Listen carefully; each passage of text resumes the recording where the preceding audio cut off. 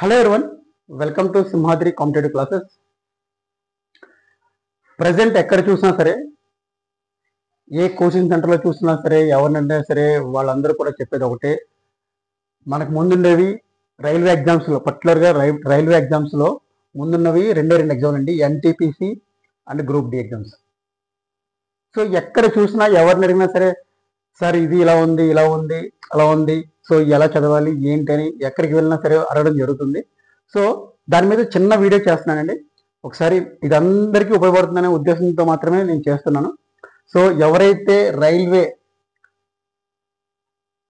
ఎగ్జామ్స్కి ప్రిపేర్ అవుతున్నారో, అంటే పర్టికులర్గా ఎన్టీపీసీ అలాగే గ్రూప్ డి ఎగ్జామ్స్కి 2025లో జరగబోయే ఎగ్జామ్స్కి ప్రిపేర్ అవుతున్నారో, సో వాళ్ళ కోసం మాత్రమే ఈ వీడియో చేయబడుతుంది.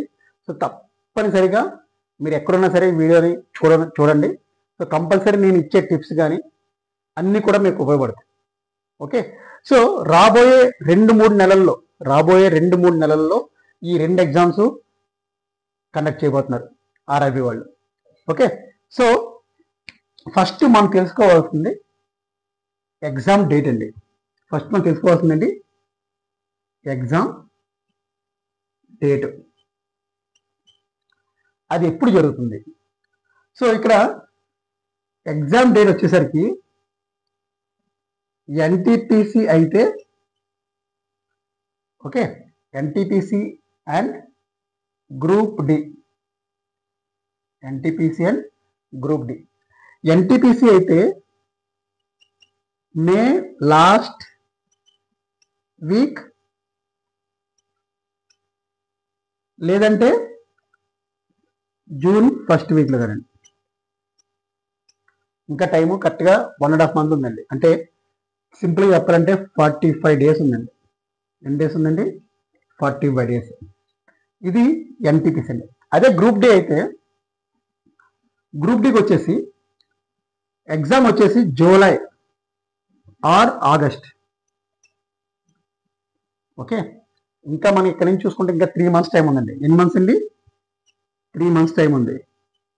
కానీ సిలబస్ ఒకటే అండి, syllabus is same. Maximum syllabus is same, 99% same ఉంటుందండి. ఓకే, సో ఎవరైతే ఎగ్జామ్ డేట్ గురించి తెలుసుకొని, అంటే ఎందుకు తెలుసుకోవాలంటే ముందు ఒక ప్లాన్ వేసుకుంటాండి, ప్రణాళిక. దాన్నే మనం ఏమంటే ప్రణాళిక అంటాం, అంటే ప్లాన్ ఆఫ్ యాక్షన్. ఎప్పుడు ఎన్ని డేస్కి మనం ఎన్ని టాపిక్స్ కవర్ చేయాలి, ఎలా కవర్ చేయాలి, ఇవన్నీ కూడా మనకి ముందున ఒక డేట్ ఉంటే కనుక ఆ డేట్ గురించి తెలిసి మనం ముందుగా ఈ టాపిక్స్ ఎలా చదవాలి, ఎంత టైంలో చదవాలి అనేది మనకు తెలుస్తుంది. అది ఎలా చదవాలి కూడా చెప్తాను. సో ఫస్ట్ మనకు తెలియాల్సింది ఏంటంటే ఇంపార్టెంట్గా ఎగ్జామ్ డేట్ అండి, ఎగ్జాము డేటు. ఇప్పుడు మీకు చెప్పేది ఏంటంటే చాలా సింపుల్. ఎగ్జామ్ డేట్ చెప్తున్నాం కదా, ఇప్పుడు నేను మీకు ఒక 3 words చెప్తానండి. 3 words. ఈ మాత్రం ఏనీ ఎగ్జామ్, రైల్వే ఎగ్జామ్స్ కానివ్వండి, ఏనీ బ్యాంక్ ఎగ్జామ్స్ కానివ్వండి, ఏపీ పిఎస్సిలో జరిగే ఎగ్జామ్స్ కానివ్వండి, లేకపోతే తెలంగాణలో జరిగే ఎగ్జామ్స్ గురించి కానివ్వండి, లేదంటే ఎస్ఎస్సి కానివ్వండి, జేఈ కానివ్వండి, ఎనీ ఎగ్జామ్. సో ఈ 3 కూడా చాలా ఉపయోగపడతాయండి. ఆ 3 words ఏంటంటే, ఫస్ట్ కంటెంట్. దాంట్లో మనం ఎత్తుకోవాల్సిందండి concept, content, concept. Next second వచ్చేసి PYQ, previous year questions. Third వచ్చేసి ఓకే, మాక్ టెస్ట్స్. రైట్, మీకు నేను ఎందుకు ఈ 3 words చెప్తున్నానంటే, ఏ ఎగ్జామ్కైనా సరే ఈ 3 words మీరు మైండ్లో పెట్టుకోండి. ఎందుకంటారా, మనం ఏదైనా ఎగ్జామ్ ప్రిపేర్ అవుతున్నాం అంటే కనుక ఫస్ట్ కంటెంట్ తెలియాలండి. కంటెంట్ అంటే సిలబస్ తెలియాలి. సిలబస్ తెలిసిన తర్వాత కంటెంట్లో సిలబస్ ఒక్కటి తెలిసిపోతే ఒక ఐడియా ఉంటుందండి, ఒక ఐడియా వస్తుంది. దాని నుంచి మనం ఏం చేయాలంటే కాన్సెప్ట్ ఏంటండి, కాన్సెప్ట్ నేర్చుకోవాలి. దాని మీద ప్రాక్టికల్గా ప్రాబ్లమ్స్ చేయాలండి. ఇది ఫస్ట్ మెథడ్ అండి. 3 wordsలో కంటెంట్ యొక్క కాన్సెప్ట్ అంటే సిలబస్ అంటే మీకు సింపుల్ చెప్పాలంటే దీన్నే మనం సిలబస్ అని కూడా చెప్పొచ్చు. కంటెంట్లో సిలబస్ అంటే దాని యొక్క కాన్సెప్ట్, ప్రాక్టికల్ ప్రాబ్లమ్స్ అని కూడా మనం చెప్పొచ్చండి. నెక్స్ట్ మీకు ఇక్కడ ఇది ఫస్ట్ మెథడ్ అండి. సో కంపల్సరీ సపోజ్ ఎగ్జామ్ వచ్చేసి 100% అయితే 100%లో 20 అంటే 30 to 40% 100%లో మనకు వస్తుంది. 30 to 40%. కాబట్టి అప్పటికి కూడా మనకి ఎలా అనిపిస్తుంది అంటే మనం ప్రిపేర్ అయ్యాం, బట్ ఎలా ఆన్సర్ చేయాలి, ఇప్పుడైతే టెక్స్ట్ బుక్లో ప్రాబ్లం చేసేస్తున్నాం, లేదంటే నోట్స్ చెప్తే నోట్స్ చదువుకొని దాని మీద ఉన్న ప్రాబ్లమ్స్ మనం చేస్తున్నాం. బట్ మనం ఎగ్జామ్లో వచ్చే క్వశ్చన్స్ ఆన్సర్ చేయగలమా లేదా అంటే కనుక next step previous year questions అండి. ఓకే, ప్రీవియస్ ఇయర్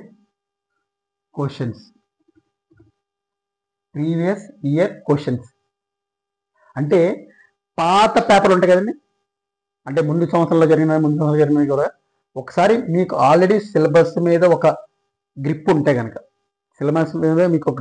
కనుక ఓకే, సో దాని నుంచి ప్రీవియస్ ఇయర్ క్వశ్చన్స్ మనం ఆ కాన్సెప్ట్ తీసుకెళ్ళి మనం అప్లై చేయగలిగితే కనుక ఇంకొక 20 to 30% మార్క్స్ వచ్చే ఛాన్స్ ఉంటుందండి. అంటే ఇక్కడికి మీకు ఆల్మోస్ట్ 50 to 60% అంటే ఆల్మోస్ట్ సగానికి సగం మనకి ఒక కాన్ఫిడెన్స్ వస్తుందండి.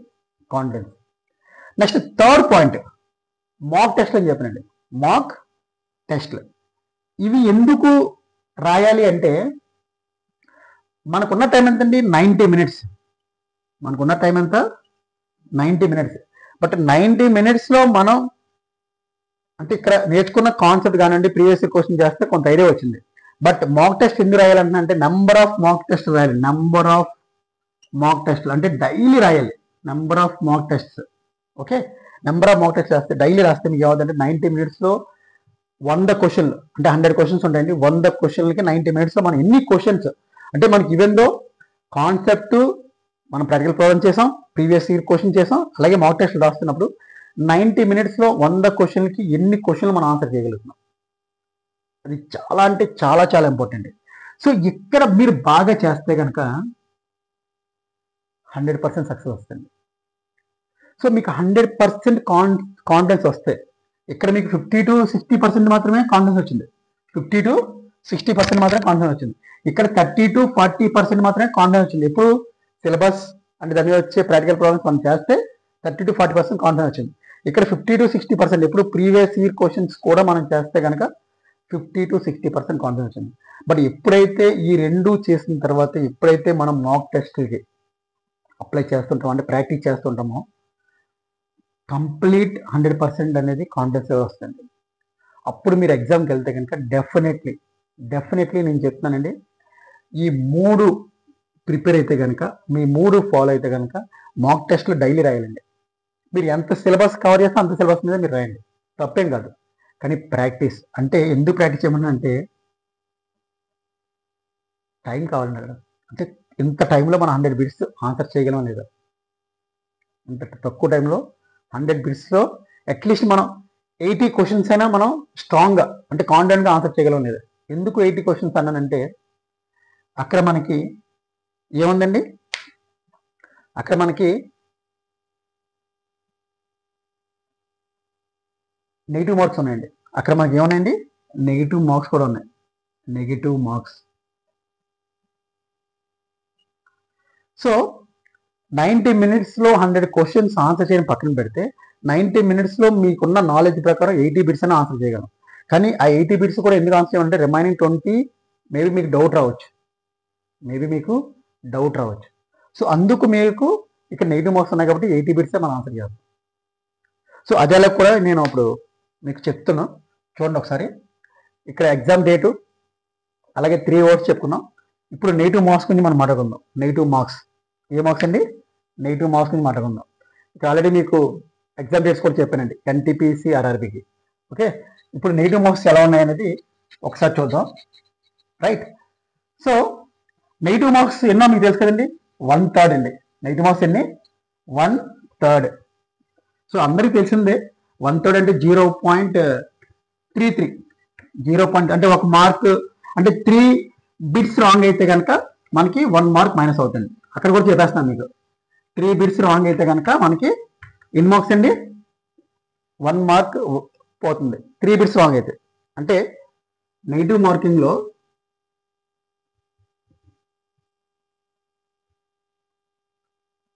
1/3 అంటే 0.33. అంటే 3 బిట్స్ రాంగ్ అయితే మనకు వచ్చేది ఏంటంటే -1 మార్క్. -1 మార్క్ పోతుంది. ఓకే, సో ఇది నెగిటివ్ మార్క్స్ అండి. నెక్స్ట్ కట్ ఆఫ్ వచ్చేసి నేను మ్యాక్సిమం అన్ని ఇయర్స్ చూశానండి. సో ఎన్టీపీసీకి గ్రూప్ డి ఎగ్జామ్ రావాలంటే కనుక మనకి 65 to 75 మార్క్స్ మధ్యలో వస్తే కనుక definitely will get the rank. Definitely మీకు జాబ్ వస్తుంది. నేను అదే చెప్తున్నానండి, డెఫినెట్లీ మీకు జాబ్ వస్తుంది. అంటే టార్గెట్ అనేది మాత్రం 80 బిట్స్ పెడతాం. టార్గెట్ ఎన్ని బిట్స్ అండి? 80 బిట్స్. కానీ మనం రావాల్సిన ఏంటండి 65 to 70. అంటే 70 వచ్చినా సరే మనం యూ విల్ గెట్ జాబ్. అంటే మీకు తప్పనిసరిగా మీకు జాబ్ వస్తుంది, తప్పనిసరిగా. అండ్ నెక్స్ట్ ఇక్కడ మీకు 65 to 75 అని చెప్పారు. అన్ని జోన్స్లో మీరు ఏ జోన్కి అప్లై చేసినా సరే ఎనీ కేటగిరీ, నేను కేటగిరీ వైజ్ చూడట్లేదండి, మీకు కేటగిరీ వైజ్ చెప్పను కూడా. ఎందుకంటే ఎప్పుడు కూడా కేటగిరీ వైజ్ చెప్పకూడదు. ఏ స్టూడెంట్ అయినా సరే ఫుల్ ఎఫర్ట్స్ పెట్టండి. 40 మార్క్స్ అని వెళ్ళొద్దు, 100 మార్క్స్ కొట్టాలని చెప్పి వెళ్ళండి. ఎగ్జామ్కి ఎప్పుడు కూడా 100 మార్క్స్ కొట్టాలని కసితో వెళ్ళండి. కసితో వెళ్ళాలి అంటే మన దగ్గర 2 ఆయుధాలు కావాలండి. కసితో కొట్టాలి అంటే కనుక 2 ఆయుధాలు ఏంటంటే, అది కూడా మీకు నేను క్లియర్గా చెప్తానండి. అందువల్ల నేను మీకు రఫ్ చేయాల్సి వస్తుంది. చాలా క్లియర్గా చెప్తున్నా. కసితో ఎగ్జామ్ రాయాలి అంటే, కాన్ఫిడెంట్గా ఎగ్జామ్ రాయాలంటే మాత్రం మన దగ్గర ఎన్ని ఆయుధాలు కావాలండి? 2 ఆయుధాలు. నేను చాలా క్లియర్గా చెప్తున్నానండి. ఆ 2 ఆయుధాలు కూడా ఫస్ట్ది రివిజన్ కావాలండి. సెకండ్ది ప్రాక్టీస్. ఫస్ట్ ఏంటండి, 2 ఆయుధాలు చాలా స్ట్రాంగ్ ఉండాలండి. రివిజన్ కావాలి, ప్రాక్టీస్ కావాలి. ఇంతకుముందు వీడియోస్లో కూడా నేను ఒకసారి 1 or 2 టైమ్స్ చెప్పినట్టున్నానండి. బట్ ఈసారి మాత్రం చాలా క్లియర్గా చెప్తాను. ఎందుకంటే మన దగ్గర ఎన్టీపీసీకి 45 days టైం ఉందండి. గ్రూప్ డికి 3 months టైం ఉంది. ఎవరైతే సిన్సియర్గా ప్రిపేర్ అవుతున్నారో వాళ్ళ కోసం నేను ఈ వీడియో చేస్తున్నానండి. కంపల్సరీ ఫాలో అవ్వండి ఈ టిప్స్ని. మీకు జాబ్ ఖచ్చితంగా వస్తుంది. చూడండి, ఆ 2 గురించి చెప్తాను. ఫస్ట్ రివిజన్ అండి. రివిజన్. సపోజ్ మీరు ఒక యాప్టిట్యూడ్ తీసుకున్నారు, అంటే ఒక సబ్జెక్టు యాప్టిట్యూడ్ సబ్జెక్ట్ తీసుకున్నారు. యాప్టిట్యూడ్ సబ్జెక్ట్లో ఫస్ట్ రోజు మీరు నెంబర్ సిస్టమ్ చదివారు. ఎంత? నెంబర్ సిస్టము చదివారు. అంటే మీరు ఒక 2 hours చదివారు అనుకున్నాం. 2 hours అంటే first time number system problems ఏదైతే కాన్సెప్ట్ అన్నానో అది 2 hours మీరు చదివారు. అంటే 2 hours మీరు కంప్లీట్ చేశారు దీన్ని. అలాగే సెకండ్ డే వచ్చేసరికి, అంటే మీరు ఇక్కడ సిలబస్ ప్రాబ్లమ్స్ చేస్తున్నారండి, సెకండ్ డే వచ్చేసరికి ఎల్సిఎం అండ్ హెచ్సిఎం చదివారు. అంటే ఇక్కడ ఫర్ ఎగ్జాంపుల్ ఏవో 6 chapters ఉన్నాయని అనుకుందాం. అందాక ఎగ్జాంపుల్ చెప్తున్నాను మీకు. ఫర్ ఎగ్జాంపుల్ 6 chapters లెక్కస్తే, అంటే అనుకోండి 6 chapters ఉన్నాయని. ఈ ఎల్సిఎం ఎస్సిఎం అనేది సెకండ్ డే మీరు టార్గెట్ పెట్టుకున్నారు, అంటే ఒక ప్రణాళిక వేసుకున్నారు, సెకండ్ డే ఎల్సిఎం ఎస్సిఎం అయిపోవాలని చెప్పేసి. ఈ ఎల్సిఎంకి ఎస్సిఎంకి మళ్ళీ 2 అవర్స్ పట్టింది, మళ్ళీ 2 అవర్స్ పట్టింది. కానీ సెకండ్ డే అంటే ఇది డే 1, ఇది డే 2, సెకండ్ డేకి వెళ్ళేసరికి ఇక్కడ 2 అవర్స్ పట్టింది ఎల్సిఎం ఎస్సిఎంకి. బట్ ఎప్పుడైతే ఎల్సిఎం హెచ్సిఎం చాప్టర్ మొదలు పెట్టే ముందు ఒక్కసారి ఫస్ట్ చాప్టర్ కూడా రివిజన్ చేయండి. అంటే మీకు సెకండ్ డేలో ఆల్మోస్ట్ 3 to 4 అవర్స్ పడుతుంది, 3 to 4 అవర్స్ పడుతుంది. ఎందుకంటే ఫస్ట్ చాప్టర్ కూడా మనం రివిజన్ చేయాలి, దాన్నే మనం రివిజన్ అంటాం. థర్డ్ డేకి వెళ్ళేసరికి రేషియో అండ్ ప్రపోర్షన్స్ చేశారు, రేషియో అండ్ ప్రపోర్షన్స్ మళ్ళీ 2 అవర్స్ స్పెండ్ చేశారు రేషియో అండ్ ప్రపోర్షన్స్ మీద. డే 3 2 అవర్స్ స్పెండ్ చేశారు. కానీ ఫస్ట్ది డే 1 దగ్గర 2 అవర్స్ తీసుకుంది, సెకండ్ డేకి వచ్చేసరికి 3 to 4 అవర్స్ అన్నది 3.5 అవర్స్ అయి ఉంటుంది. అదే చాప్టర్ ఇక్కడ వచ్చేసరికి ఫస్ట్ చాప్టర్ రివిజన్ చేయాలి, సెకండ్ చాప్టర్ రివిజన్ చేయాలి, ఫస్ట్ చాప్టర్ రివిజన్ చేయాలి, సెకండ్ చాప్టర్ రివిజన్ చేయాలి. సో ఫస్ట్ చాప్టర్కి సెకండ్ డే చేసినప్పుడు 1.5 అవర్లు అయిపోయింది. అంటే ఇక్కడ ఆల్మోస్ట్ 1 అవర్, ఇది 1.5 అవర్. అంటే అగైన్ మళ్ళీ మీకు ఎంత పడుతుందండి, 3 to 4 అవర్స్లో ఈ 3 టాపిక్స్ కవర్ అవుతాయి. చూడండి, ఫస్ట్ డే 2 అవర్స్ ఒక chapter, second day 3 to 4 hours పడింది, థర్డ్ డే కూడా 3 to 4 అవర్స్ పడింది. కానీ 3 చాప్టర్స్ కంప్లీట్ చేస్తున్నారండి. ఇప్పుడు ఫోర్త్ డేకి వెళ్ళేసరికి మీరు ఏంటది ఎస్ఐఎన్ సిఐ చాప్టర్ చదివారు, అంటే simple interest and compound interest. ఇక్కడ కూడా 2 అవర్స్ పట్టిందండి, ఇక్కడ కూడా మీకు 2 అవర్స్ పట్టింది. ఈ చాప్టర్ క్లిక్ చేయండి, ఇది డే 4. కానీ ఇక్కడ నేను మీకు చెప్పేది ఏంటంటే, ఈ చాప్టర్ ఎప్పుడైనా సరే న్యూ చాప్టర్ చదివే ముందు 3 రోజులు మనం ఏ చాప్టర్ చదివామో అవి మళ్ళీ మీరు రివిజన్ చేయాలండి.